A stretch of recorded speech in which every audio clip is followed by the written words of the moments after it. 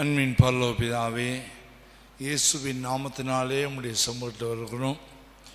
ஆவி ஆத்மா சரீரத்தை குறித்து கர்த்தருடைய வார்த்தையை பேசும்படியாக தேவரே பல வேத பாடங்களே உதவி செய்தீர். இந்த வேத பாடத்தில் கூட தொடர்ந்து ஆவி ஆத்மா சரீரத்தினுடைய பாகங்களை நாங்கள் பகுத்து அறிந்து அதை படிக்க தேவன் உதவி செய்யும்படியாக ஜெபிக்கிறோம். எல்லாம் மகிமையினால் உமக்கே கொடுக்கிறோம். கேட்குற ஒவ்வொருவரையும் ஆசீர்வதியும் இயேசுவின் நாமத்தில் வேண்டிக் கொள்கிறோம் பிதாவே, ஆமீன். 1 தெசலோனிக்கேயர் புஸ்தகம் 5ஆம் அதிகாரத்தில் நாம் வாசிக்கும் பொழுது, சமாதானத்தின் தேவன் தாமே உங்களை முற்றிலும் பரிசுத்தமாக்குவாராக. உங்கள் ஆவி ஆத்மா சரீரம் முழுவதும் நம்முடைய கர்த்தராகிய இயேசு கிறிஸ்து வரும்போது குற்றமற்றதாக இருக்கும்படி காக்கப்படுவதாக. உங்களை அழைக்கிறவர் உண்மையுள்ளவர், அவர் அப்படியே செய்வார் என்று 23ஆம் வசனமும் 24ஆம் வசனத்தின் அடிப்படையிலும் இந்த ஆவி ஆத்மா சரீரத்தை குறித்து நாம் படித்து கொண்டிருக்கிறோம். ஆவியில் 10 பகுதிகள் உண்டு, ஆத்மாவில் 5 பகுதிகள் உண்டு, சரீரத்தில் 5 பகுதிகள் உண்டு என்றும் நான் உங்களுக்கு ஆரம்பத்திலே அறிமுக வகுப்பிலே சொன்னேன். கடந்த 2 வகுப்பில் ஆவியில் சிந்தையின் பகுதி, அதை குறித்து 2 பகுதியாக பேசியிருக்கிறேன். சிந்தை 1, சிந்தை 2 என்று 2 பகுதியில் பேசியிருக்கிறேன். ஒன்று தேவனுக்கு பிரியமில்லாத சிந்தை என்றும், இன்னொன்று பகுதி தேவனுக்கு பிரியமான சிந்தை என்றும், ஆவியில் எப்படி அந்த சிந்தை கெட்டு போச்சு என்றும், அது எப்படி கர்த்தர் நம்மை அவருடைய தேவனுக்கு ஏற்ற சிந்தையாக பரிசுத்தமுள்ள சிந்தையாக மாற்றுகிறார் என்றும் உங்களோடு பேசினேன். மனிதன் பாவம் செய்த போது அவன் ஏகமாய் கெட்டு போனான் என்று வேதம் சொல்லுது. ஏகமாய் கெட்டு போனான்னு சொன்னால் ஆவியும் ஆத்மாவும் சரீரமும் முழுசுமாக எதிர்த்து தோட்டத்தில் பாவம் செய்த போது கெட்டு போயிற்று. அதை நாம் வாசிக்கும்போது ரோமரில் 3ஆம் அதிகாரத்தில் வாசிக்கிறோம். 3ஆம் அதிகாரம் 10ஆம் வசனம் 11ஆம் வசனம் 12ஆம் வசனம் வாசிக்கும்போது, அந்தபடியே நீதிமான் ஒருவனாகிலும் இல்லை, உணர்வுள்ளவன் இல்லை, தேவனை தேடுகிறவன் இல்லை, எல்லாரும் வழி தப்பி ஏகமாய் கெட்டு போனார்கள், நன்மை செய்கிறவன் இல்லை, ஒருவனாகிலும் இல்லை. ஏகமாய் கெட்டு போனார்கள் என்ற வார்த்தையை பவுல் ரோமருக்கு எழுதும்போது எழுதுகிறார். அதே வார்த்தையை சங்கீதக்காரனாகிய தாவீது எழுதும்போது அவனுக்கு கூட ஏகமாய் கெட்டு போனார்கள் என்று அதே வார்த்தையை சங்கீதக்காரன் 14ஆம் சங்கீதத்திலே 3ஆம் வசனத்திலே 2ஆம் வசனம் 3ஆம் வசனத்திலே, தேவனை தேடுகிற உணர்வுள்ளவன் உண்டோ என்று பார்க்க கர்த்தர் பரலோகத்திலிருந்து மனுபுத்திரனை கண்ணோக்கினார், எல்லாரும் வழி விலகி ஏகமாய் கெட்டு போனார்கள், நன்மை செய்கிறவன் இல்லை, ஒருவனாகிலும் இல்லை. இதே வார்த்தைகள் தான் பரிசுத்த பவுல் ரோமர் 3ஆம் அதிகாரத்தில் எழுதுகிறார். நாம் புரிந்து கொள்ள வேண்டும், பழைய ஏற்பாட்டின் தேவன் அதே தேவன் தான். தம்முடைய வார்த்தைகளை பழைய ஏற்பாட்டு தீர்க்கதரிசியாகிய பழைய ஏற்பாட்டில் ராஜாவாக இருந்த தாவீதுக்கு வெளிப்பட்டின அதே தேவன் தான். புதிய ஏற்பாட்டிலும் அதே தேவன் தான், மாறாத தேவன். பரிசுத்த பவுலுக்கும் அதே வார்த்தைகளை சங்கீதக்காரன் எழுதின அதே வார்த்தைகளை பரிசுத்த பவுலும் 3ஆம் அதிகாரம் ரோமரில் எழுதுகிறார். ஏகமாய் கெட்டு போனான், ஏகமாய் கெட்டு போனான் என்று சங்கீதம் 14 ரோமர் 3ஆம் அதிகாரமும் 2ம் ஒரு காரியத்தை ஒன்றோடு ஒன்று அதை இணைந்து போகிறது. அப்படி என்றால் ஆவி ஆத்மா சரீரம் கெட்டு போனது எங்கன்னு சொன்னால் இதய தோட்டத்தில் கெட்டு போனது. தேவனுடைய சித்தம் என்ன? தேவனுடைய சித்தம் என்னன்னு சொன்னால் அவருடைய சித்தம். இன்றைக்கி சித்தத்தை குறித்து படிக்க போகிறோம். தேவனுடைய சித்தம் நல்ல சித்தம், சமாதானத்துக்கு எதுவான சித்தம். அவர் தம்முடைய சித்தத்தை தம்முடைய ஜனங்களுக்கு வெளிப்படுத்தும் போது எரேமியா 29ஆம் அதிகாரம் 11ஆம் வசனத்தை சொல்லும் பொழுது, நீங்கள் எதிர்பார்க்கத்திருக்கும் முடிவை உங்களுக்கு கொடுக்கும்படிக்கு நான் உங்கள் பேரில் நினைத்திருக்கிற நினைவுகளை அறிவேன் என்று கர்த்தர் சொல்லுகிறார். அவைகள் தீமைக்கு அல்ல, சமாதானத்துக்கு ஏதுவான நினைவுகளே. தேவன் தீமை செய்கிறவரல்ல, அவர் நன்மை செய்கிறவர். அப்படின்னால் மனுஷனுடைய காரியத்திலே தேவன் நன்மைக்காக சமாதானத்துக்கு எதுவான செய்ய வேண்டும் என்று அவர் சித்தமுள்ளவராய் இருக்கிறார். அப்படின்னால் மனுஷனுடைய ஆவியில் சித்தம் என்கிற பகுதி கெட்டு போயிருக்கிற. சித்தத்தில் 4 பகுதிகள் உண்டு. அதில் ஒன்று சுயசித்தம், 2வது மற்றவர்களுடைய சித்தம், 3வது பிசாசின் தூண்டுதலால் வரக்கூடிய காரியம், 4வது தேவ சித்தம். யோபு 7ஆம் அதிகாரம் 1ஆம் வசனத்திலே பூமியிலே போராட மனுஷனுக்கு குறிக்கப்பட்ட காலம் உண்டல்லவோ. பூமியில் ஒரு போராட்டம் உண்டு. நம்முடைய சித்தம் செய்ய வேண்டுமா, மற்றவர்கள் சித்தம் செய்ய வேண்டுமா, சாத்தானுடைய சித்தம் செய்ய வேண்டுமா, தேவனுடைய சித்தம் செய்ய வேண்டுமா? இந்த 4 காரியங்களுக்குள்ள மனுஷன் போராடுகிறான். பூமியில் மனுஷனை சிருஷ்டித்ததுக்கு ஒரு நோக்கம் உண்டு, ஒரு போராட்டம் உண்டு. போராடுகிறதுக்கு ஒரு காலம் உண்டு. 70 வயசோ 80 வயசு வரைக்கும் யுத்தம் வந்துக்கிட்டே இருக்கும். சத்துரு போராடிட்டே இருப்பான், மனுஷன் போராடிட்டே இருப்பான்.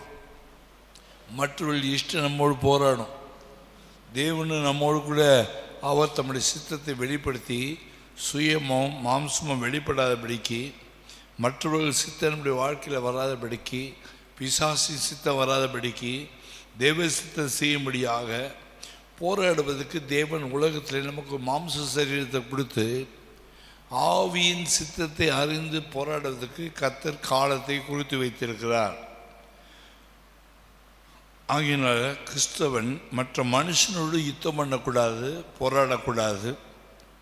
நம்மை சபிக்கிறவர்களை நாம் ஆசீர்வதிக்க வேண்டும், நம்முடைய சத்துருக்களை நாம் நேசிக்க வேண்டும். எல்லா போராட்டமும் ஆவிக்குரிய காரியத்தில் தான் நம்மோடு வைராக்கியமே போராட வேண்டும், ஆவியிலே போராட வேண்டும். நம்முடைய யுத்தம் ஆவிக்குரிய யுத்தம், மாம்சத்தோடு இரத்தத்தோடு அல்ல, துரைத்தனோடு அதிகாரங்களோடு வானமண்டலத்தில் பொல்லாத ஆவிகளின் சேனைகளோடு நமக்கு போராட்டம் உண்டு. தேவ சித்தம் நிறைவேற வேண்டுமென்றால் பிசாசு ஒரு பக்கம் போராடுவான், சுயமும் போராடும், மாம்சமும் போராடும், மற்றவர்களும் போராடுவார்கள். இது எல்லாத்தையும் அப்படியே புறம்பே தள்ளிட்டு தேவ சித்தத்தை நிறைவேற்றுவதற்காக போராடுகிறது கர்த்தர் சில நாட்களை கொடுத்திருக்கிறார். அந்த போராட்டத்தை ஜெயம் எடுக்க வேண்டுமானால் ஆண்டவர் கெத்செமனே தோட்டத்தில் சீஷர்களை பார்த்து சொல்லுகிறார், சோதனைக்கு உட்படாதபடிக்கு விழித்திருந்து ஜெபம் பண்ணுங்கள். இதுதான் சட்டம். தேவ சித்தம் நிறைவேறணும்னா விழித்திருந்து ஜெபம் பண்ணணும். சோதனை வரும்போது ஜெயிக்கணும் அப்படின்னா விழித்திருந்து ஜெபம் பண்ணணும். அந்த சோதனைக்கு உட்பட வேண்டிய சூழ்நிலை பேதருக்கு வந்துச்சு. விழித்திருந்து ஜெபம் பண்ணவில்லை, தேவ சத்தத்தை அவன் கேட்டு அதன்படி செயல்படவில்லை. தேவ சித்தத்தை நிறைவேற்ற முடியாதபடினாலே மல்கூசுடைய காது அற அவன் வெட்டினான். பேதுரு படகை விட்டான், வலையை விட்டான், தொழிலை விட்டான், எல்லாத்தையும் விட்டான். தூண்டிலையும் மீன் வெட்டுற கத்தியை மட்டும் விடலை. என்றைக்காவது எங்கேயாச்சும் தூண்டில் இருந்துச்சுன்னா மீன் பிடிச்சிக்கலாம். எங்கேயாச்சும் ஒரு இடத்துல போனால் ஒரு மீனை வெட்ட வேண்டியதெல்லாம் வெட்டலாம், மரத்தை வெட்டலாம், மீனை வெட்டலான்ட்டு கத்தியை விடலை, தூண்டில் விடலை. ஆகினால இயேசு உயிர்த்தெழுந்த பிறகு கூட தூண்டில் போட்டு மீன் பிடிக்கிறதுக்கு போயிட்டான் கடலுக்கு. கத்தி கையில் இருந்தனால தான் மல்கூசுன் காதை வெட்டினான். ஆண்டவருக்காக ஊழியத்துக்கு வரக்கூடியவர்கள், இயேசுவை ஏற்றுக்கொண்டவர்கள், இயேசுவை பின்பற்றி வருகிறவர்கள், தேவ சித்தம் தான் செய்ய வேண்டும் என்று சொல்லி நினைக்கிறவங்க சிலுவை தான் எடுத்துக்கொண்டு பின்னாடி வரணுமே ஒழிய தூண்டிலையும் கத்தியும் கொண்டு வரக்கூடாது. இன்றைக்கி அநேகருடைய வாழ்க்கையில் சண்டைகளும் போராட்டம், குடும்பம் பிடிச்சி அடிக்கிறதும் வெட்டுறதும் சத்தம் போடுறதும் கோவப்படுறதும் காரணம் ரட்சிக்கப்பட்ட பிறகு சிலுவை எடுத்துக்கொண்டு அவங்க வரல. கையில் தூண்டிலையும் வச்சுக்கிறாங்க, கையில் கத்தியும் வச்சுக்கிறாங்க. அதை தூக்கி போட்டு சிலுவை எடுத்துக்கொண்டதான் தேவ சித்தத்தை நம்ம நிறைவேற்ற முடியும். 32ஆம் சங்கீதம் 8ஆம் வசனத்தில் வாசிக்கிறோம், உன்மேல் கண்ணை வைத்து நான் உனக்கு ஆலோசனை சொல்லுவேன், நான் உனக்கு போதித்து நீ நடக்க வேண்டிய வழியை உனக்கு காட்டுவேன். ஆகையினால் நம்முடைய சுயத்துக்கோ மாம்சத்துக்கோ மனுஷனுக்கோ அங்கே வேலை கிடையாது. தேவன் நீ கண்ணை வச்சு தான் நமக்கு ஆலோசனை கொடுக்குறார். அப்போ தான் தேவ சித்தம் நமக்குள்ளே நிறைவேறும். முதலாவது நமக்கு ரொம்ப போராடுகிறது சுய சித்தம். மனுஷனுடைய சுயம் அவரோடு போராடும். இயேசு கிறிஸ்துவுடைய வாழ்க்கையில் கூட சிலுவையில் அறையப்படுறதுக்கு முன்னாடி கெத்செமனேல போய் ஜெபிக்கும் போது இப்படி ஜெபிச்சார், இந்த பாத்திரம் என்னை விட்டு நீங்கி கூடுமானால் நீங்கபடி செய்யும், ஆகிலும் என்னுடைய சித்தத்தின்படி அல்ல உம்முடைய சித்தத்தின்படி ஆக்கடவர். அப்போ இயேசு சொந்த சித்தத்தை உடைக்கிற இடம் கெத்செமனே. இயேசு பிசாசு மேலே உண்மையான ஜெயம் எடுத்த இடம் கெத்செமனே. சிலுவையில் போன பிறகு தான் இயேசு ஜெயம் எடுத்தார் என்பதை அநேகர் சொல்லுகிறோம். அதுவும் ஒரு பக்கத்தில் உண்மை. முற்றிலும் ஜெயம் கொண்டார். முற்றிலும் ஜெயம் கொண்டார் என்பதுக்கு அடையாளம் மரணத்தை ருசி பார்த்தார். மரணத்தை ருசி பார்த்ததுனால்தான் உயிர்த்தெழுதலில் முற்றிலும் ஜெயம் கொண்டார். ஆனால் கெத்செமனேலேயே அவருடைய சிந்தையிலேயே அவருடைய சித்தத்தை ஒப்பு கொடுத்து அங்கேயே அவர் தேவ சித்தத்தை ஒப்பு கொடுத்தார். நீதிமொழிகள் 16ஆம் அதிகாரம் 25ஆம் வசனத்தில் வாசிக்கும் போது, மனுஷனுக்கு சொந்தமாக மனுஷனுக்கு சில தோற்றங்கள் உண்டாகும். நம்ம செய்யறதான் சரி, நம்ம பேசுறது தான் சரி, நம்முடைய சைடு தான் எல்லாமே கரெக்டாக இருக்கும்னு நினைப்போம். அது முற்றிலும் தப்பாக இருக்கும். மனுஷனுக்கு செம்மையாய் தோன்றுகிற வழிகள் உண்டு, அதனுடைய முடிவோ மரணம் என்று சொல்லி நீதிமொழிகள் 16:25 வாசிக்கிறோம். நீதிமொழிகள் 3ஆம் அதிகாரம் 5ஆம் வசனத்தில் அங்கே ஞானி எழுதுகிறான், உன் சுய புத்தியின் மேல் சாயாமல் முழு இருதயத்தோடும் கர்த்தர் மேல் நம்பிக்கையாயிரு, கர்த்தருடைய பரிசுத்த நாமத்துக்கு மகிமை உண்டாவதாக. நீதிமொழி 28ஆம் அதிகாரம் 26ஆம் வசனத்தில் தன் இருதயத்தை நம்புகிறவன் மூடன் என்று சொல்லப்பட்டிருக்கிறது.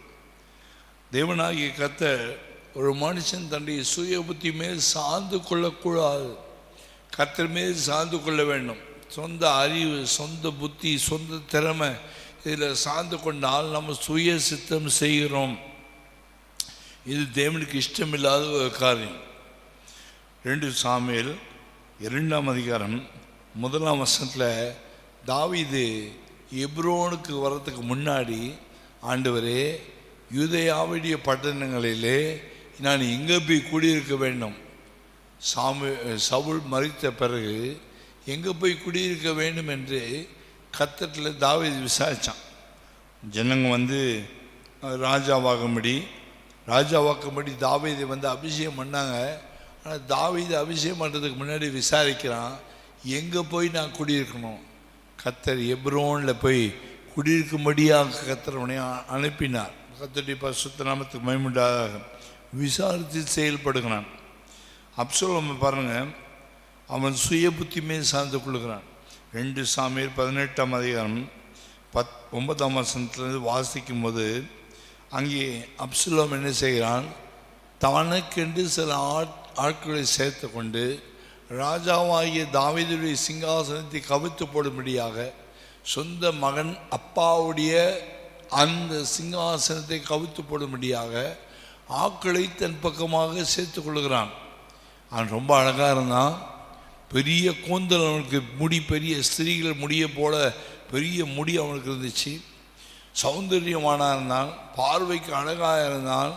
அவனுடைய அழகினாலே அவனுடைய பேச்சினாலே தந்திரமாய் ஜனங்களை தன் பக்கமாய் திருப்பி அவன் தாவீது தகப்பனாகிய தாவீதுடைய சிங்காசனத்தை அழித்து போடும்படிக்கு தாவீதுடைய ஆலோசனைக்காரனாகிய அகித்தோப்பலை கையில் வைத்து கொண்டு, அந்த நாட்கள் அகித்தோப்பலுடைய ஆலோசனை தேவனுடைய ஆலோசனை போல இருந்தபடினாலே அகித்தோப்பல் தாவீதை விட்டு பிரிஞ்சு அப்சலோமோடு சேர்ந்து தாவீதின் மறுமணி ஆட்டிகளோடு பாவம் செய்யும்படியாக அகித்தோப்பல் சொல்லிக் கொடுத்த ஆலோசனை, தப்பான ஆலோசனை அப்சலோம் எடுத்துக்கொண்டு அவன் அப்படி செய்தான்.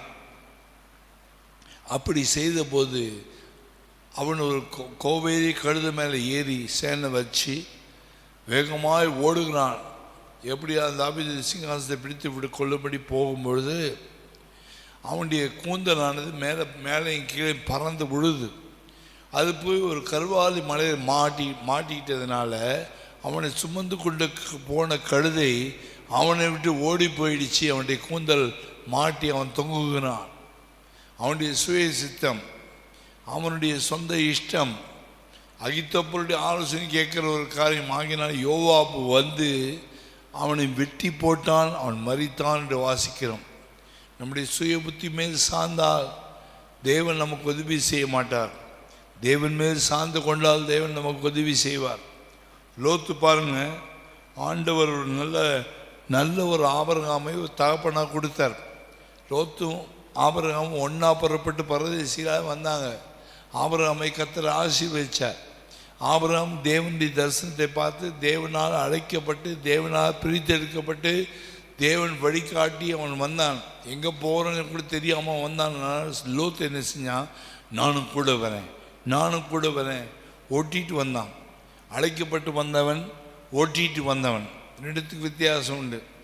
ஓட்டிகிட்டு வந்தவனுக்கு ஆபிரகாமை கர்த்தர் ஆசீர்வதிக்க ஆபிரகாமுடைய வீட்டில் நிரம்பி வழிகிற பாத்திரமானது அதனுடைய எக்ஸ்ட்ரா வழிகிற எல்லா ஆசீர்வாதங்களும் லோத்து கிடைச்ச பிறகு அவன் பெருமையில் மாறினான்.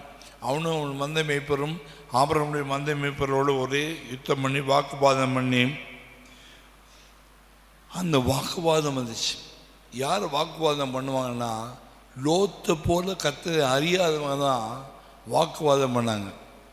ஆபிரகாமுக்கு கர்த்தர் யாரும் தெரியும், லோத்துக்கு கர்த்தர் யாரும் தெரியாது. ஆபிரகாமுடைய ஆசீர்வாதத்தினால்தான் அவனுடைய பூமி தாங்க முடியாதபடிக்கு ஆசீர்வாதமாக இருந்துச்சு. வாக்குவாதம் பண்ணி நீ இடது போக போனால் வலது போக போகிறேன், வலது போக போனால் இடது போக போகிறேன்னு சொல்லி 13ஆம் அதிகாரத்தில் ஆதியாகமத்தில் வாசிக்கிறோம். ஆபிரகாம் சண்டை போடுறதுக்கு இஷ்டம் கிடையாது. வாக்குவாதம் வேண்டாம், நாம் சகோதரர்கள், நமக்குள்ள வாக்குவாதம் பண்ண வேண்டாம். நீ இடது பக்கம் போகிறான், நான் வலது பக்கம் போகிறேன், வலது பக்கம் போனால் நான் இடது பக்கம் போகிறேன்னு சொல்லி தெரிந்து கொள்ளுகிற வாய்ப்பை அவன் கையில் ஒப்பு கொடுத்தான். அவன் என்ன செய்தான்? லோத்து ஏறெடுத்து அண்ணாந்து பார்த்து எதுங்க பச்சையாக தெரியுதோ, எது மின்னுதோ, எது பளபளன்னு தெரியுதோ அதுதான் ஆசீர்வதிக்கப்பட்ட தேசம்னு போனான். அவனுடைய சுய சித்தத்தில் போனதுனால அவனுடைய முடிவு எல்லாருக்குமே தெரியும். லோத்துடைய முடிவு என்ன? சோதோம் எப்படி அழிக்கப்பட்டது, அவனுடைய மனைவி எப்படி உப்புத்துண்டானால், 2 பிள்ளைகள் சொந்த தாப்பனோடு எப்படி விபசாரத்தை செய்து அம்மோனிய மோபேர் பெற்றாங்க என்பது சுய சித்தத்தினுடைய முடிவை காட்டுகிறது. மலைக்கு ஓடி போகாமல் சோவாருக்கு ஓடி போனான். ஆதியாகமம் 19ஆம் அதிகாரத்தில் அவனுடைய வாழ்க்கையினுடைய முடிவு என்ன? மோவாபியரும் அம்மோனியரும் 10 தலைமுறை வரைக்கும் தேவனுடைய ஆலயத்துக்குள்ளே பிரவேசிக்க கூடாது என்று தேவன் கட்டளையிட்டார். கர்த்தருடைய பரிசுத்த நாமத்துக்கு மகிமை உண்டாதாக. இதுக்கு பேர் சுய சித்தம். 2வது மற்றவர்களுடைய சித்தம். மற்றவங்க நம்மை நடத்த வருவாங்க. நான் சொல்கிறபடி நீ செய், நான் சொல்கிறபடி நீ கேளு, நான் சொல்கிறபடி செய்தால் நல்லாயிருக்கும் என்று சொல்லி மனுஷர் நம்மை நடத்த வருவார்கள். மனுஷர் நமக்கு ஆலோசனை சொல்லுவார்கள். தேவனுடைய பிள்ளைகள் நன்றாக தெரிந்திருக்க வேண்டும். மனுஷருடைய ஆலோசனை நம்ம கேட்கக்கூடாது. ஏரோது ஞான சாஸ்திரிகளுக்கு ஆலோசனை சொன்னால் அந்த ராஜாவை நீங்கள் போய் பார்த்துட்டு வாங்க, எங்கே இருக்கிறாருன்னு சொல்லுங்கள். சொன்ன பிறகு நானும் வந்து அந்த ராஜாவை பார்த்து, இயேசுவை பார்த்து, ராஜாவை பார்த்து நான் வணங்க வரேன்னு சொன்னான். இது மனுஷனுடைய ஆலோசனை. கர்த்தர் என்ன செய்தார்? இந்த ஆலோசனை உடைச்சி ஞான சாஸ்திரிகளே வேறு பக்கமாக நடத்திட்டு போயிட்டார். போத்திபார் பாருங்க, போத்திபாருடைய மனைவி ஒன்று சொல்கிறா, இங்கே வந்த யோசேப்பு சரி கிடையாது, அவன் இங்கே வந்த நோக்கமே சரியில்லை, அவன் என்னோட பாவம் செய்ய வந்தான்னு சொன்ன வார்த்தை கேட்டு புரிஞ்சு கொள்ளாமல் போத்திபார் என்ன செய்தான்? அந்த நல்ல பையனை எடுத்து, எபிரேய பையனை எடுத்து, யோசேப்பு எடுத்து சிறைசாலையில் போட்டான். அது மனுஷ சித்தம். ஆனால் தேவன் கர்த்தர் யோசேப்போட கூட இருந்தார். ஸோ நம்ம எப்போதுமே சொந்த சித்தத்துக்கு, நமக்கு மற்றவருடைய சித்தத்துக்கு நம்ம இடம் கொடுக்கக்கூடாது. யோபு 2ஆம் அதிகாரம் 9ஆம் வசனம் 10ஆம் வசனம் வாசிக்கும்போது யோபுடைய மனைவி யோபு பயங்கரமாக பிசாசினால் சோதிக்கப்படுறது கர்த்தர் இடம் கொடுத்தாரு. 3 வேலி எடுத்தார் ஆண்டவர். அவனுடைய எலும்புகள் எல்லாம் பிசாசு தொடரலாம். பயங்கரமான காயம், பயங்கரமான கஷ்டங்கள், பயங்கரமான வேதனைகள் வந்துடுச்சு. சாம்பலில் உட்காந்து அந்த பானை எடுத்து உடம்பெல்லாம் கீறுறான். பயங்கரமான நாமச்சல், வலி, வேதனை, கொப்பளங்கள். மனைவி சொல்கிறான், இன்னுமா கர்த்தரை நம்புகிறேன், ஆண்டவரை தேவனை தூசிச்சு ஜீவனை விட்டுரு. அப்போ யோபு மௌனமாக இருந்தான். மனைவி பேசின வார்த்தை அவன் கேட்கவில்லை, கர்த்தரை தூசிக்கவில்லை, வாயினால் அவன் பாவம் செய்யவும் இல்லை. மற்றவர்கள் சித்தத்துக்கு யோபு இடம் கொடுக்கவில்லை. ஆபிரகாம் பாருங்க, ஆகார் இங்கே இருக்கிறா, வீட்டில் வேலைக்காரி இருக்கிறா, அவன் மூலமாக எனக்கு ஒரு சந்ததி பிறக்கட்டும், ஆண்டவர் இனிமேல் எனக்கு ஒரு குழந்தை வாரிசு கொடுக்க மாட்டார். சாரால் சொன்ன வார்த்தை கேட்காம ஆபிரகாம் கர்த்தர்ட்ட போய் விசாரிச்சுருப்பான்னா இஸ்மவேல் பிறந்திருக்க மாட்டான். அங்கே ஒரு சுய சித்தம் வேலை செய்து மற்றவர்கள் பேசுகிற சத்தத்தை கேட்டு ஒரு இஸ்மவேல் பிறந்தான். அதனால் இந்த குடும்பத்துக்கு வந்த பிரச்சனை என்ன என்பது உங்களுக்கு நன்றாக தெரியும். பரியாசக்காரன் பிறந்தான். மற்றவங்க சொல் பேச்சு நம்ம கேட்கக்கூடாது. கர்த்தர் என்ன சொல்கிறாரோ அதை மட்டும்தான் நம்ம கேட்க வேண்டும். 1 ராஜாக்கள் 12ஆம் அதிகாரத்தில் வாசிக்கும் போது 12:8ஆம் வசனம் 14ஆம் வசனத்தில் வாசிக்கும் போது சாலமோனுடைய பையன் ரெகோபெயாம் ஆட்சிக்கு வந்தான். ஆட்சிக்கு வந்தபோது அவனை ராஜாவாக்கும்படி ஜனங்கள் வந்தார்கள். ராஜாவாக இருக்கணும்னா உங்கள் அப்பா சாலமோன் எங்களை ரொம்ப வரி வசூலித்து ஆலயம் கட்டுறேன், அரண்மனை கட்டுறேன், 7 சர்ச்சு கோயிலை கட்டுறேன், மறுமணி ஆட்டைகளுக்கெல்லாம் கோயிலை கட்டுறேன் என்றுதான் கேட்டான். எங்களுடைய வீடு நல்லதெல்லாம் அடமானம் வச்சு எல்லாத்தையும் கொடுத்துட்டோம். நீ அவனுடைய பையன் இப்போ ஆட்சிக்கு வர, நீ ராஜாவாக போகிற, ராஜாவாக இருக்கிற, நல்லது செய்ப்பா, முதியோருடைய ஆலோசனை கேளுப்பா, தயவுசெய்து இளைஞருடைய ஆலோசனை கேட்காத, முதியோருடைய ஆலோசனை கேளு, எங்களை ரொம்ப கஷ்டப்படுத்தாத, ரொம்ப வேதனைப்படுத்தாதுன்னு சொன்னாங்க. அவன் என்ன பண்ணான், இளைஞரில் தன்னோட கோலி விளையாண்டவங்க, காத்தாடி விட்டவங்க, இந்த ஃப்ரெண்ட்ஸ்லாம் கூப்பிட்டு நீங்கள் என்னப்பா சொல்கிறீங்க, ஜனங்க இப்படி சொல்கிறாங்க.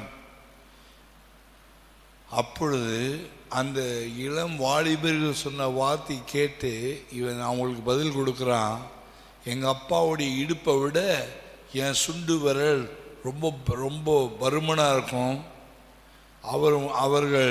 அவர் உங்களை கோடினால் உங்களை தண்டித்தார், நான் தேளினால் தண்டிப்பேன் என்று சொல்லி மன வேதனை உண்டாக்குற வார்த்தைகளை சொல்லி அனுப்பிவிட்டான். அப்போது அவர்கள் யெரொபெயாமை கொண்டு வந்து 10 கோத்திரம் இஸ்ரவேலிட்டு பிரிஞ்சு போய் யூதாவும் பென்யமீன் 2 கோத்திரம் மாத்திரம் ரெகோபெயாமுக்கு போயிடுச்சு. யூதயா பட்டணங்கள் அப்படி போயிடுச்சு. இஸ்ரவேலில் 10 கோத்திரம் யெரொபெயாமுக்கு போயிடுச்சு. ஆலயம் இல்லை, ஆராதனை இல்லை, பாகால வழிபடுகிற 2 கன்றுக்குட்டிகளை கொண்டு வந்து தேசத்தில் இஸ்ரவேல் தேசத்தை தீட்டுப்படுத்தினான் யெரொபெயாம். இது மற்றவர்களுடைய சித்தத்தை நாம் செய்யப்போனால் பிரச்சனை வந்துடும். பாருங்க, அவன் வாலிபருடைய ஆலோசனை கேட்காம முதியோருடைய ஆலோசனை கேட்டிருந்தா இந்த பிரச்சனை வந்திருக்காது. இது 2வது காரியம், மற்றவருடைய சித்தம். மத்தேயு 16ஆம் அதிகாரம் 22-23ஆம் வசனத்தில் பேதுரு இயேசு கிட்ட ஒரு ஆலோசனை கொடுக்குறான். நான் மரிக்கணும், நான் 3 நாள் உயிரோடு எழும்பணும், என்னை கொல்லுவாங்க, மனுஷகுமார் ஒப்பு கொடுக்கப்படுவார், பாவிகள் கையில் ஒப்பு கொடுக்கப்படுவார். அப்போ பேதுரு சொல்கிறான், ஆண்டவரே இது உமக்கு சம்பவிக்கக்கூடாதே என்று சொல்வான். நீ தேவனுக்கு ஏற்றவைகளை சிந்திக்காமல் மனுஷனுக்கு ஏற்றவைகளை சிந்திக்கிறாயே, அப்பாலே போ சாத்தானே என்று அவனை கடிந்து கொண்டார். அப்படின்னா பேதுருக்கு என்னன்னா, இது நடக்கக்கூடாது, ஆண்டவர் இப்படி மறிக்கக்கூடாதுன்ட்டு அவனுக்குள்ள ஒரு சித்தம் வேலை செய்யுது. மற்ற கூட சிஷியங்கள் கூட சொல்லியிருப்பாங்க, இதில் நடக்கக்கூடாதுப்பா, நீ தான் சொல்லணும் அவருக்கு, அவர் கேட்க மாட்டார். தேவ சித்தம் என்னமோ அதுக்கு தான் இயேசு ஒப்பு கொடுத்தார். மனுஷர் பேசுறதெல்லாம் நம்ம கேட்டு வேலை செய்ய முடியாது. ஊழியத்திலும் சரி, விசுவாச ஜீவியத்திலும் சரி, விசுவாசிகளும் சரி, உலகத்தாருடைய பேச்சை கேட்டு வேலை செய்யக்கூடாது.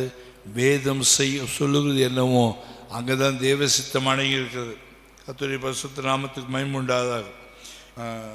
யோவான் 2ஆம் அதிகாரத்தில் இருக்குது.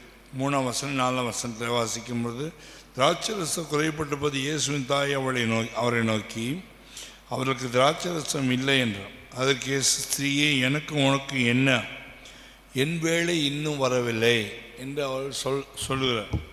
அப்போ யோவான் 2ஆம் அதிகாரத்தில் வாசிக்கிற காணவர் கல்யாணத்துடைய சம்பவத்தில் பிதாவுடைய நேரம் வர வரைக்கும் இயேசு காத்திருந்தார். பெற்ற தாய் வந்து சொல்லும்போது அது, ஸ்திரீயே உனக்கு எனக்கு என்னென்று மரியாளுடைய பேச்சை அவர் எடுத்துக்கொள்ளவில்லை. 1 சாமுவேல் 24ஆம் அதிகாரத்தில் 4ஆம் வசனமும் 6ஆம் வசனமும் வந்தபோது, 1 சாமுவேல் 24ஆம் அதிகாரம் 4ஆம் வசனமும் 6ஆம் வசனமும் வாசிக்கும் பொழுது, சவுலை கொல்லும்படி தாவீதின் ஆட்களை தூண்டி, சவுலை கொல்லும்படி தாவீதின் ஆட்களை தூண்டி, ஆட்களை அவன் தூண்டுறாங்க. சவுல் வந்து கிட்ட மாட்டிட்டான். அவன் அங்கே படுத்திருக்கிறான். சவுளுடைய சத்தம் அங்கே கேட்குறது.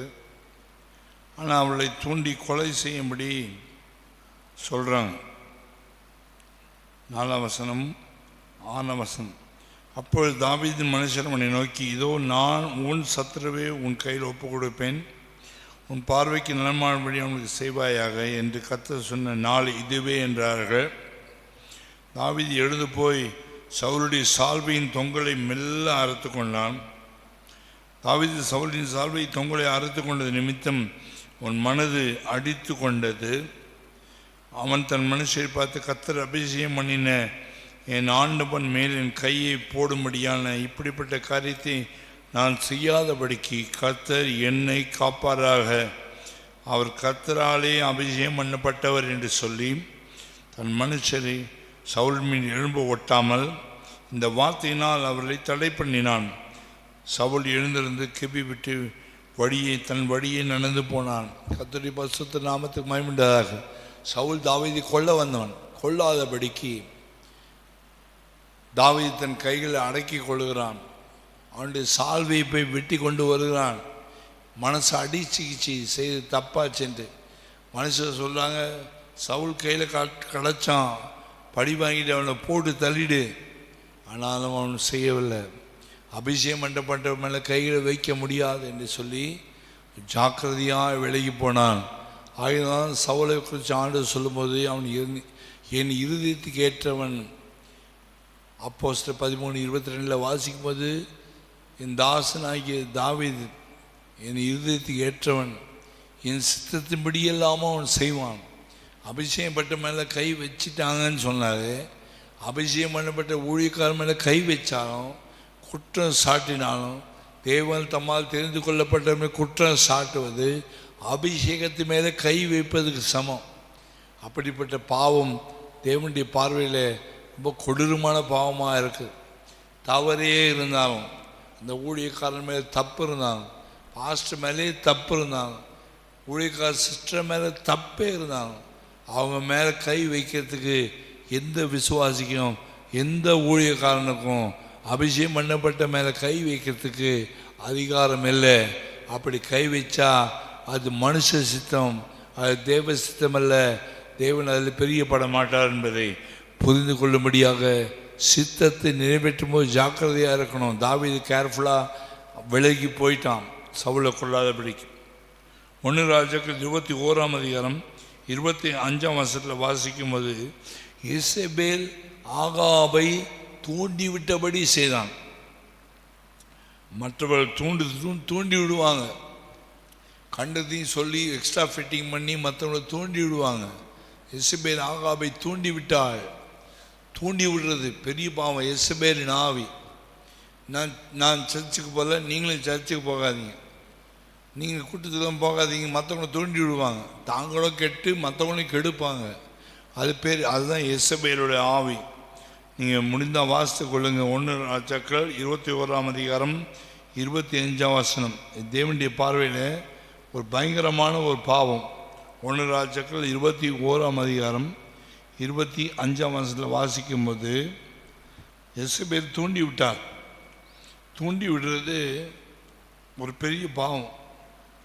தன் மனைவியாக எசபேல் தூண்டி விட்டபடியே 1 ராஜாக்கள் 21-25 தன் மனைவியாக எசபேல் தூண்டி விட்டபடியே கர்த்தருடைய பார்வைக்கு பொல்லாப்பானதை செய்ய தன்னை விற்று போட்ட ஆகாபை போல ஒருவனும் இல்லை. தூண்டி விடுறது, மற்றவங்களுக்கு தப்பான காரியத்தை சொல்லி தூண்டி விடுவது தேவனுடைய பார்வையில் பயங்கரமான ஒரு பாவமாக இருக்கு. நம்ம இந்த நாட்களில் மற்றவர்களை தூண்டி விடுறோமா? மற்றவர்களை தூண்டி விடுறவனுக்கு அதிகமான ஆக்கினை தீர்ப்பு உண்டு. நாம் மற்றவர்களுக்கு தவறு செய்யும்படி தூண்டி விடுவோமானால் அது தேவ சித்தமில்லை. தேவன் பிசாசு தூண்டி விடுவான், தேவனும் சமாதானம் கொடுக்கிறவர்.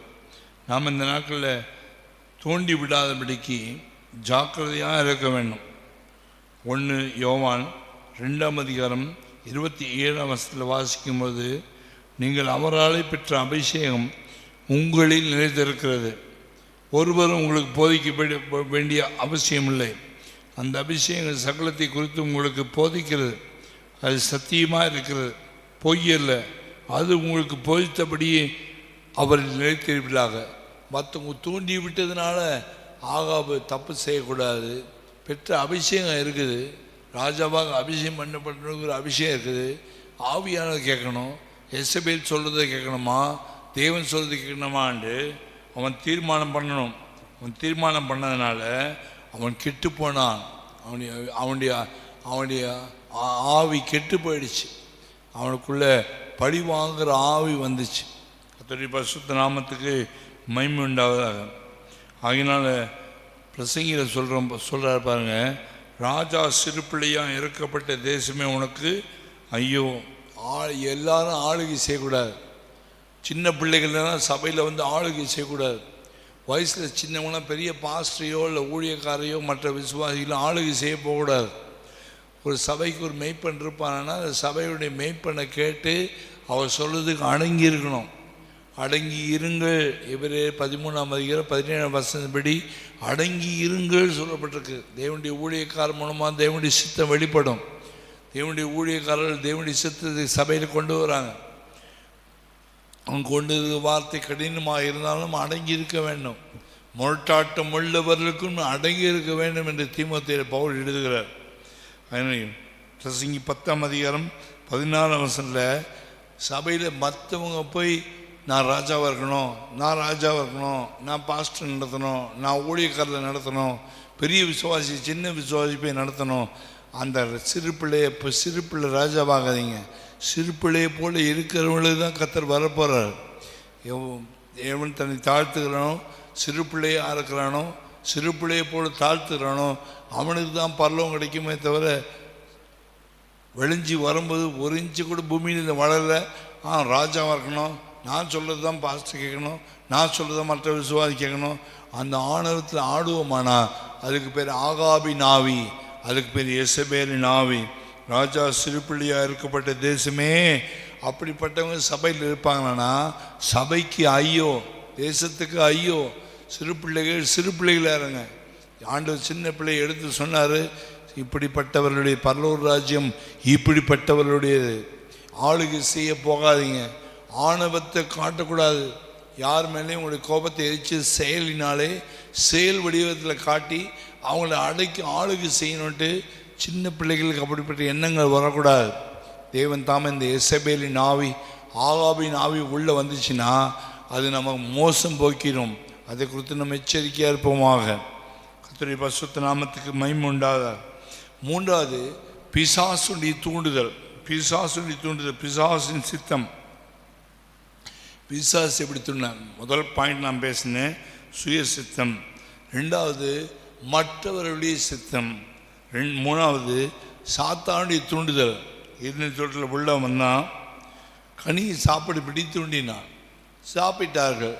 கங்கு திறக்கப்பட்டது. அவன் தன்னுடைய நிர்வாணத்தை மறைக்கும்படியாக அத்தி மர இலைகளை எடுத்து தைத்து கொண்டு தன்னை ஒழித்து கொண்டான். அதற்கு நிர்வாணி என்று அவனுக்கு தெரியாது. கர்த்தர் அவனுக்கு ஒரு வஸ்திரத்தை வைத்து மகிமினால் ஒளியின் வஸ்திரத்தினாலே அவனை சுற்றி வச்சிருந்தார். மனுஷனுக்கு சுற்றப்பட்ட வஸ்திரம் ஒளியின் வஸ்திரம், மகிமின் வஸ்திரம். அவன் பாவம் செய்த போது தேவனுடைய சத்தத்தை விட்டு, தேவ சித்தத்தை விட்டு பிசாசின் சித்தத்துக்கு செவி கொடுக்கும்போது, பிசாசின் சத்தத்தை செவி கொடுக்கும்போது, அந்த தூண்டுதலால் பாவம் செய்யும்போது மகிமை மனுஷன் விட்டு விலகி போயிடுச்சு. அப்போ தான் அவனுக்கு தெரியும் நாம் நிர்வாணியாக இருக்கிறோம். அதுதான் ஆண்டு தோட்டத்தில் வந்து கேட்குறாரு, ஆதமே இங்கே இருக்கிறான், நான் நிர்வாணியாக இருக்கிறேன், நான் பயந்துருக்கிறேன். உனக்கு நிர்வாணின்னு உனக்கு இன்ஃபார்ம் பண்ணது யார்? உனக்கு எப்படி தெரியும்?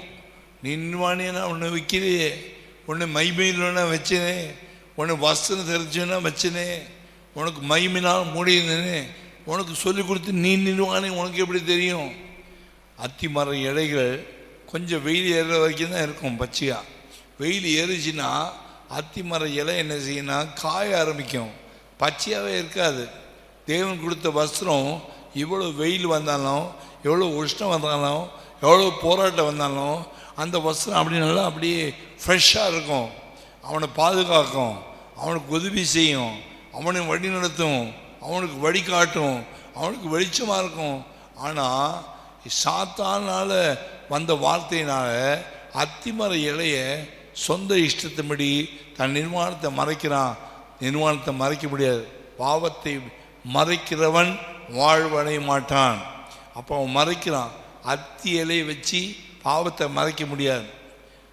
என்னதான் நீங்கள் அந்த ஒயிட் வாஷ் பண்ணாலும், பியூட்டி பார்லர் போனாலும், என்ன தான் பிரைட் ஆக்கினாலும், முகத்தை வெள்ளை ஆக்கினாலும், என்ன பவுடர் பூசினாலும் உள்ள இருக்க பாவத்தை அது கரெக்ட் பண்ணாது. இருதயத்தின் பாவத்தை கழுவுறது இயேசுவின் ரத்தம் மட்டும்தான். இயேசு கிறிஸ்துவின் ரத்தம் தான் சகல பாவம் நீக்கி நம்ம சுத்திகரிக்கும். அதுக்கு தான் குமாரனை பிதா சிலுவையில் அடித்தார். அங்கேயும் கூட எதிர் தோட்டத்தில் கூட அத்தி மர இலைகளை வைத்து போத்து கொண்டு உடையானது அதுக்கு இத்து போய் கீழே விழுந்தன தெரிஞ்சு மிருகத்தை அடித்து ஆண்டவர் ஒரு நல்ல ஒரு லெதரில் நல்ல தோல்லினால் செய்யப்பட்ட ஆடையை செஞ்சு மனுஷனுக்கு போத்தி தான் அமைச்சார். அவனுக்கு நிர்வாணி என்று அவனுக்கு யார் அறிவித்தது? அவன் நிர்வாணமானான். அவன் மனுஷன் நிர்வாணமாக்கிவிடும், தேவனோடு உள்ள ஐக்கியத்தை பிரித்துவிடும். தேவ சமத்தை விட்டு விலகி போனான். சாத்தானால் சோதிக்கப்படும் போது தேவ சத்தத்துக்கு செவி கொடுக்காம பிசாசினால் துண்டப்படுவோமானால் தேவ சமூகத்தை இழந்து போகிறதுக்கு வாய்ப்பு அதிகம் உண்டு. நிச்சயமாக இழந்து போவோம். அதனால தான் 2 கொரிந்தியர் 11ஆம் அதிகாரத்தில் பவுல் எழுதும்போது சொல்கிறாரு. 2 கொரிந்தியர் 11ஆம் அதிகாரத்தில் 3ஆம் வசனத்தில் எழுதும்போது பவுல் சபையை குறித்து பயப்படுறார். என்ன பயப்படுறாருன்னு சொன்னால்,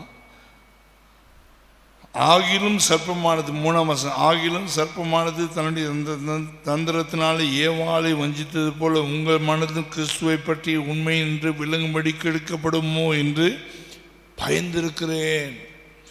பவுல் சபையில் பிசாசு உள்ள நுழைஞ்சி கொஞ்சம் பேர் நிர்மாணம் ஆக்கிடுவானோ, கர்த்தர் விட்டு விலக்கிடுவானோ, தேவசத்தை அதுபடி பண்ணிடுவானோ என்று வஞ்சித்து விடுவானோ என்று பயந்திருக்கிறேன். இன்றைக்கி சபையில் முரட்டாட்டம் பண்ணுறவங்க இருக்காங்க, எடுத்து பேசுகிறவங்க இருக்காங்க, காலை எடுத்து குதிங்காலை எடுத்து நெஞ்சில் உதைக்கிறவங்க இருக்கிறாங்க. ஏன் அப்படி ஆனாங்கன்னு சொன்னால், பிசாசுக்கு தங்களை விற்று போட்டாங்க, சர்ப்பத்துக்கு விற்று போட்டாங்க, லூசிபருக்கு தங்களை விற்று போட்டாங்க. தேவசித்தை செய்ய இஷ்டம் இல்லை. உங்கள் முழு ஆத்மாவோடும் முழு மனதோடும் முழு ஆவியோடும் சிந்தையோடும் முழு பலத்தோடும் அன்பு கூறுவாயாக. அதுதான் தேவனுடைய சித்தம். ஆனால் அந்த சித்தத்தை விட்டு சாத்தானுடைய தூண்டுதலுக்கு தங்களை விற்று போடுறதுனால பாஸ்டருக்கும் நெஞ்சில் வலி, ஊழியக்காரர்களுக்கும் வலி, விசுவாசிகளுக்கும் வலி, எல்லாருக்கும் வேதனை. ஊருக்கு போகிற வழி மனுஷங்க தெரியாமல் போனதுனால அவனுடைய காரியம் எல்லாரையும் வேதனைப்படுத்துன்ட்டு பெருசிங்கி சொல்கிறார். நீங்கள் நானும் மற்றொரு வேதனையை மாறுறது கத்தனை ரசிக்க இல்லை, அபிஷேகம் பண்ணலை, ஞானசானத்தை கொடுக்கல, சத்துக்குள் நடத்தலை, மற்றொரு வழி உண்டாக்கும் வேதனை உண்டாக்கும் வழி என்னில் உண்டோ என்று பார்த்து நித்திய வழியிலே நடத்தும் என்று தாவீது தன் சங்கீதத்தில் எழுதுகிறான். நித்திய வழியில் நடக்கிறவங்க யாருக்கும் வேதனை கொடுக்க மாட்டாங்க. நித்திய வழியில் நடக்கிறவங்க கர்த்தரை உறுதியாக பற்றி கொண்டிருப்பாங்க. நித்திய வழி நடக்கிறவங்க எப்போது ஜெபம் பண்ணுவாங்க. யார் சபையை நடத்தினாலும், யார் பிரசங்கம் பண்ணாலும், யார் ஜெபத்தில் நடத்தினாலும் தேவ சித்தம் செய்கிறவங்க கர்த்தர் மேல் மனதை வைத்து உறுதியாக நடப்பாங்க. கர்த்தரை நம்பிக்கையாக கொண்டிருப்பாங்க. கர்த்தர் மேல் விசுவாசம் வைப்பாங்க. அவங்களுடைய ஜெபம் குறையாது, அவங்களுடைய சத்தம் குறையாது, அவங்களுடைய அபிஷேகம் குறையாது. ஆண்டவரே தனக்கு எல்லாம் என்று சொல்லி ஆண்டவரை கண்ணு கருத்துமாய் தேடுவார்கள். கர்த்தர் அவர்களை ஆசீர்வதிப்பார். கர்த்தருடைய பரிசுத்த நாமத்துக்கு மகிமை உண்டாவதாக.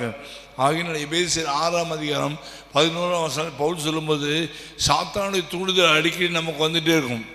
வானபர்களுக்கு பொல்லாத ஆண்மை சேனைகள், பிரபஞ்சத்தில் லோகாதிபதிகள் இவர்களோடு போராட்டம் வரும்போது எப்படி எதிர்த்து நிற்கணும்.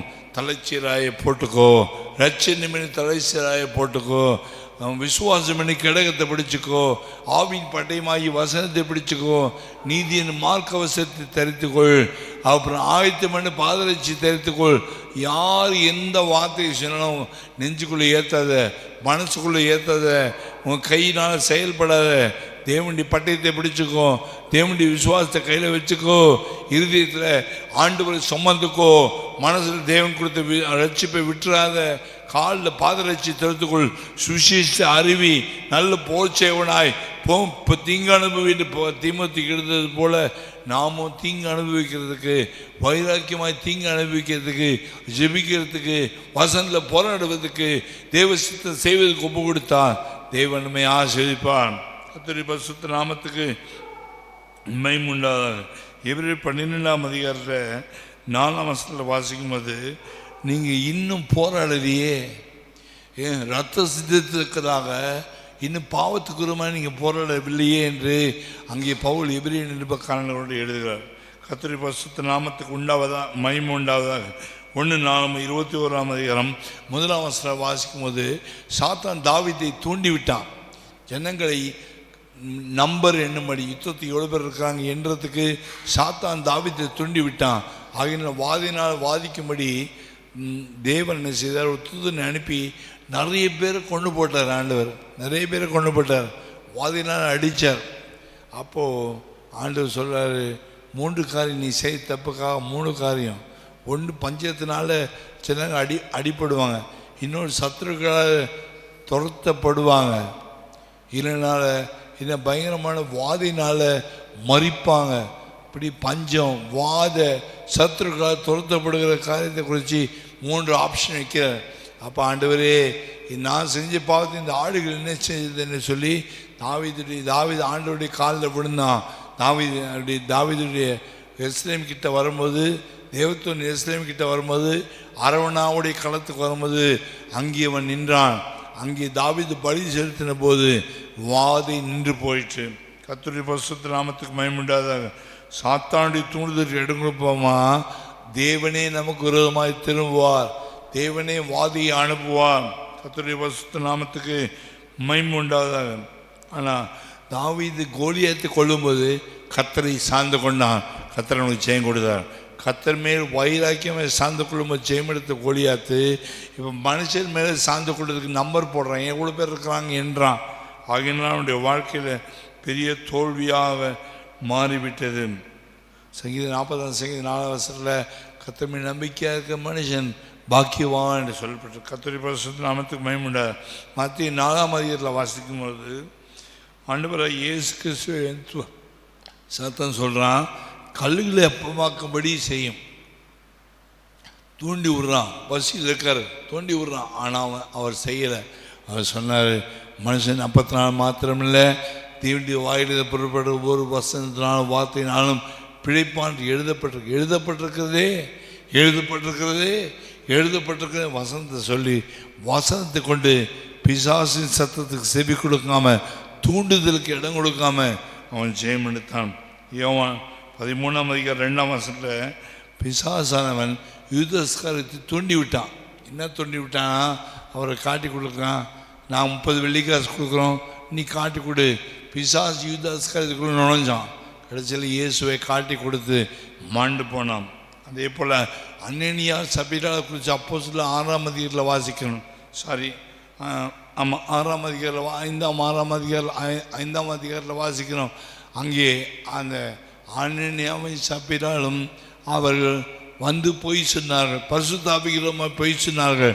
சாத்தான் அவர்களுக்குள்ளே நுழைஞ்சான்.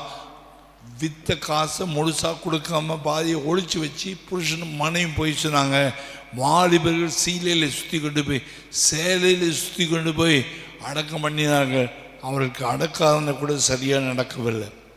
சாத்தானுடைய தூண்டுதலில் செயல்படுவோமானா நம்முடைய அடக்காதனை கூட இயேசு வரமாட்டார். கர்த்தருடைய பரிசுத்த நாமத்துக்கு மகிமையுண்டாது. 4வது தேவ சித்தம்.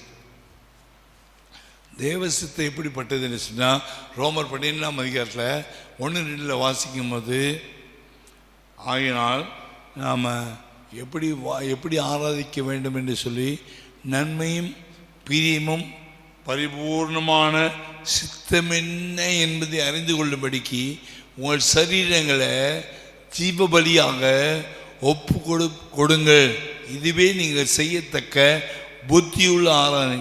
புத்தியுள்ள ஆராதனை செய்யும்போது முழு சரீரத்தையும் முழு ஆத்மாவையும் முழு பலத்தையும் கொடுத்து வைராக்கியமாக ஆராதிக்கிறவர்களுக்கு நன்மை உண்டாகும், பிரியமான சித்தம் உண்டாகும், பரிபூர்ண சித்தம் உண்டாகும்.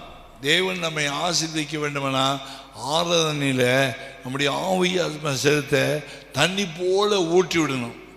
அண்ணால் சொல்லுகிறார், என் இருதயத்தை தண்ணீர் போல ஊற்றி விட்டேன். அப்படிப்பட்டவர்களுடைய ஆராதனை கர்த்தர் நேசிக்கிறார்.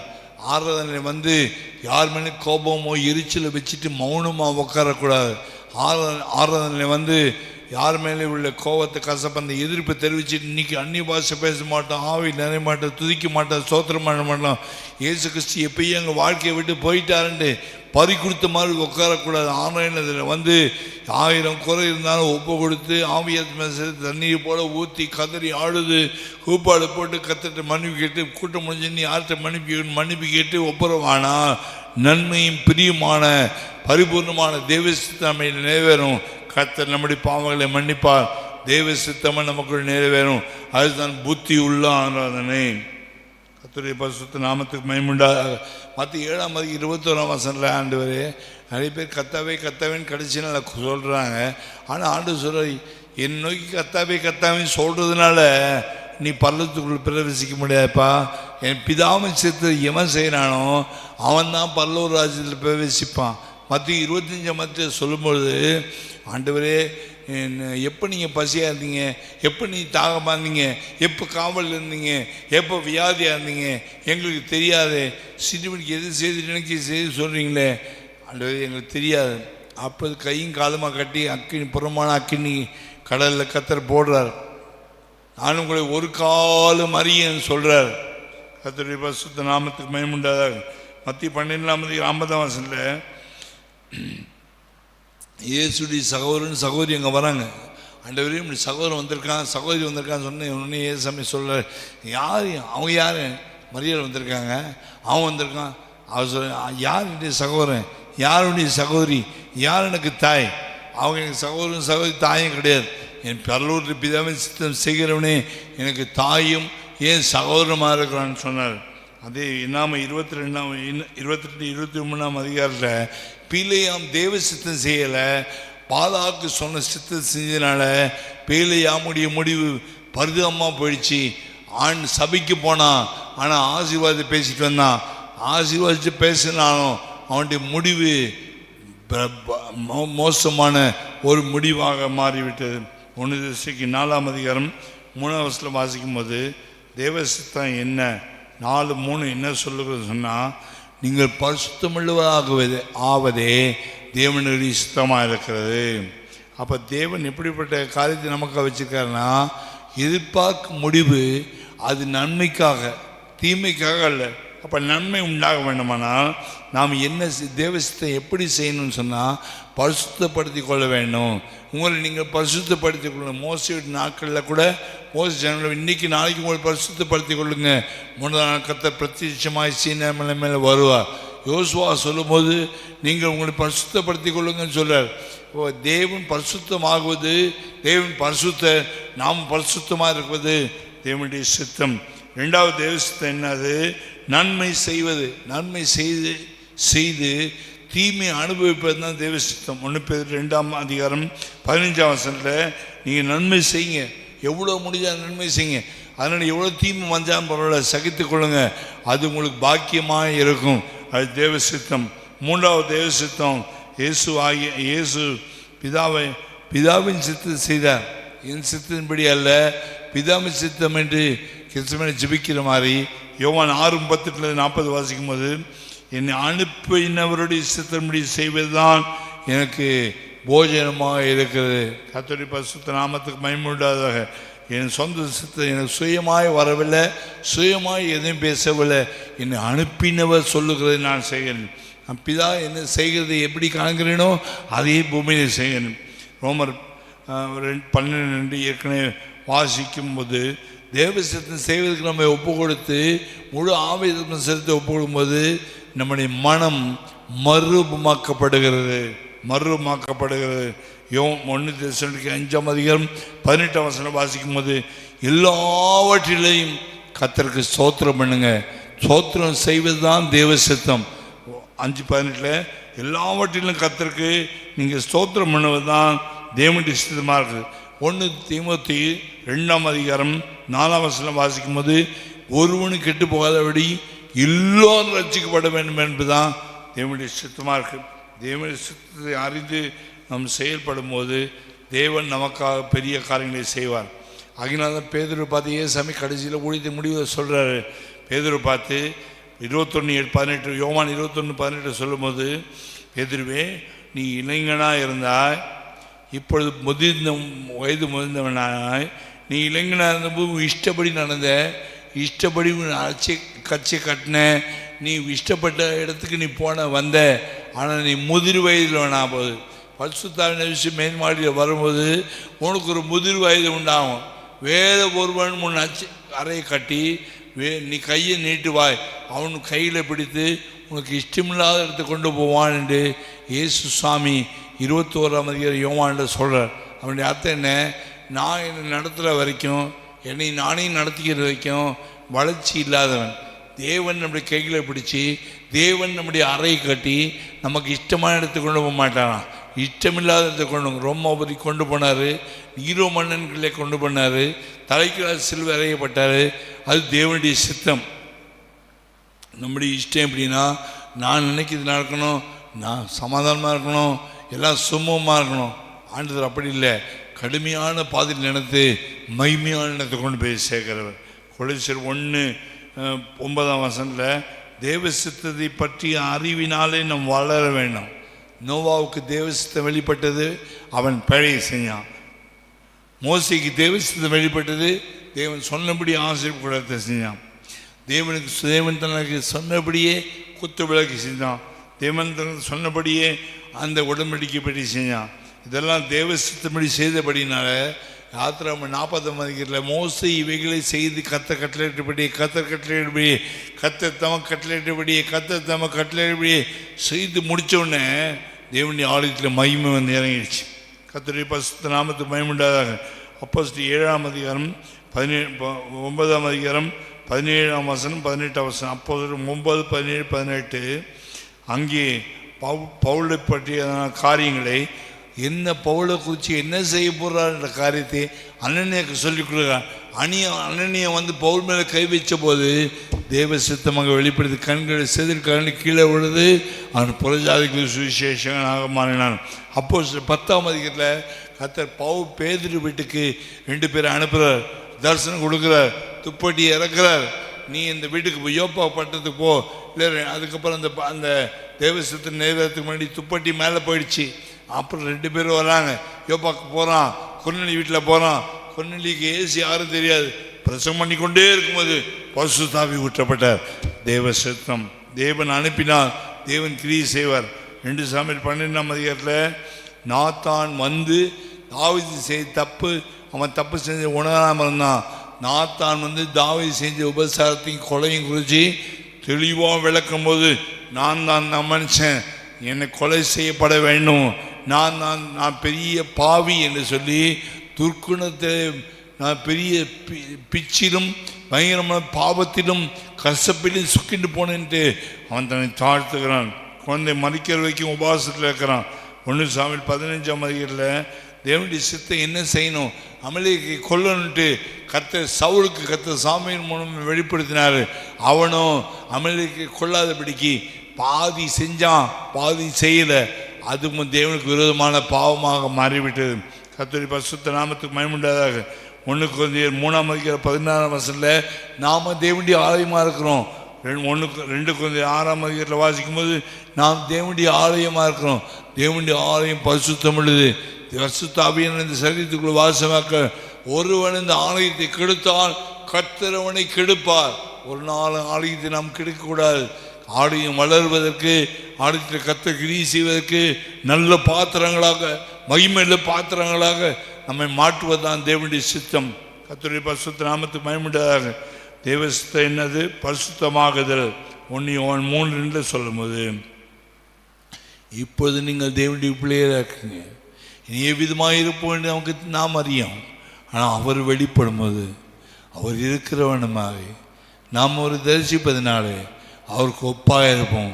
அவர் மேல் இந்த நம்பிக்கையாக இருக்கிறவங்க வேணும். அவர் பரிசுத்தராக இருக்கிறது போல தன்னை சுத்திகரித்து கொள்கிறான். இவை எல்லாவற்றையும் கர்த்தர் நமக்கு சொல்லி கொடுத்திருக்கிறார். மத்திய 5ஆம் அதிகாரத்தில் சொல்றாரு, ஒரு ஸ்திரீ இச்சையோடு பார்த்தால் உபசாரம் செய்தார், முடனே என்று சொன்னால் மனுஷன் கொலை பாதகனாக்கிறான். அப்படிப்பட்ட காரியத்தை புதிய ஏற்பாட்டினுடைய பிரமாணம் தேவசித்துவம் ரொம்ப ஹை ஸ்டாண்டர்டாக இருக்குது. முடனே என்று சொன்ன சகோதரி பகைக்கிறவன் கொலை பாதகன் 1 யோவான்ல வாசிக்கிறோம். இப்படிப்பட்ட காரியங்களை செய்யாமல் இருப்பானா கர்த்தனமே 5000 பிசாசு தோற்றலாம், 10,000 பேருக்கு பிசாசு ஓட்டலாம், 500 பேருக்கு பிசாசு சொல்லலாம், வியாதி சோமாக்கலாம். தேவ சித்தம் செய்வதில் உண்மையெல்லாம் போனால் நான் உங்களை ஒரு காலும் அறியேன்னு கர்த்தர் சொல்லிடுவார். உன்னை தெரியாதுப்பா, நீ யாருன்னு தெரியும், கோயிலுக்கு வந்த எனக்கு தெரியாதா, 30 வருஷமா 40 வருஷம் எப்பா உன்னை யாருன்னு தெரியாது. நீ தேவ சித்தம் செய்யவிட்டா 50 வருஷம் 100 வருஷம் விசுவாசியாக இருந்தாலும் தேவனுடைய நான் ஒரு காலும் அறியேன் என்று மத்திய 7ஆம் அதிகாரத்தில் சொன்னதை இடத்துக்கு நம்ம வந்துடக்கூடாது. அதனால் ஜாக்கிரதையாக கர்த்தர் நமக்கு இருக்க உதவி செய்வாராக. இன்னைக்கு நம்முடைய ஆவியில் தேவ சித்தத்தை எப்படி நிறைவேற்றணும் என்று சொல்லி கொடுத்தார். அதுக்கு ஒப்பு கொடுத்து ஜீவிக்க கர்த்தர் உதவி செய்வதாக. அன்பின் பரலோக பிதாவே, நன்மையான மழை வேலைக்காக ஸ்தோத்திரம். ஆவியில் எல்லாமே 10 பகுதியும் ஏகமாக கெட்டு போயிருந்தாலும் சிந்தை குறித்து கற்றுக் கொடுத்தீங்க கடந்த 3 வாரமாக. இந்த நாள் சித்தம் அது எப்படி செயல்படுகிறது, 4 விதமான சித்தம், சுய சித்தம், மற்றவருடைய சித்தம், சாத்தானுடைய சித்தம், தேவ சித்தம், இவளை கற்றுக்கொள்ள உதவி செய்ய ஸ்தோத்திரம். அதன்படி நாங்கள் எங்களை மாற்றிக்கொள்ள உதவி செய்யலாம். துதிகரமையுமே உங்கே செலுத்துகிறோம். இயேசுவின் நாமத்தில் வேண்டிக் கொள்கிறோம் பிதாவே, ஆமேன். என் ஆத்மாவே கர்த்தரை ஸ்தோத்திரி, என் முழு நாம ஸ்தோத்திரி, என் ஆத்மாவே கர்த்தரை ஸ்தோத்திரி, கர்த்தர் செய்த சகல உபகாரங்களை மறவாதே. ஆமேன்.